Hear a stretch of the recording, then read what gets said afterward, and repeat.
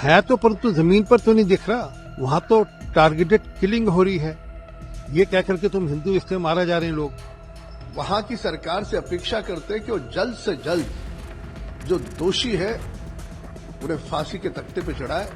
Fact है कि वहां पर टारगेटेड मॉब लिंचिंग हो रही है और वहां की सरकार पूरी तरह विफल है।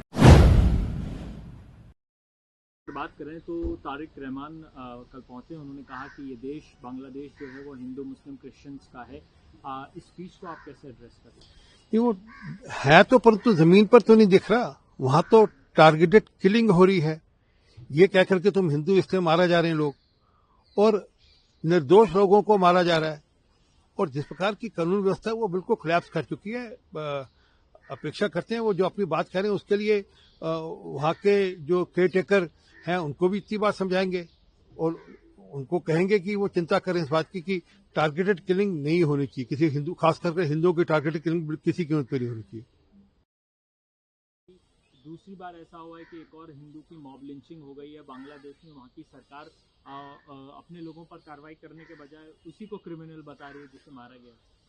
मैं अगर उनकी बात मान भी लूं वो क्रिमिनल था, परंतु ये अधिकार किसने दिया कि आप उसको टारगेट करके मारेंगे? तो वो क्या कि कवर अप है। वहां की जो पुलिस है उसको अपने जो नाकामयाबी को कवर अप करने के लिए इस प्रकार की बात कर रही है।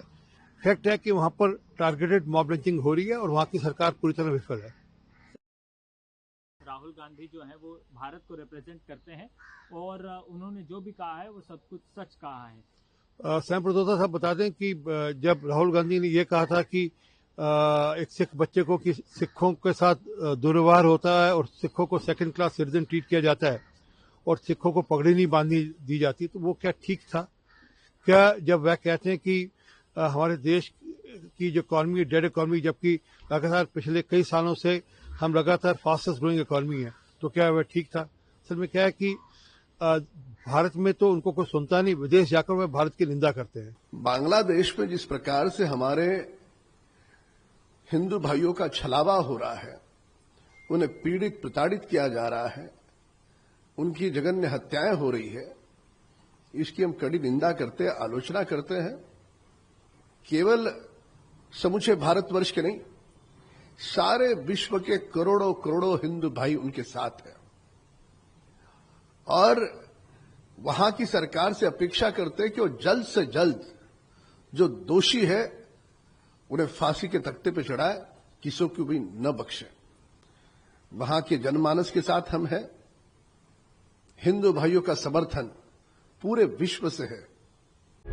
प्रभातखबर.com, विश्वास वही, रफ्तार नहीं।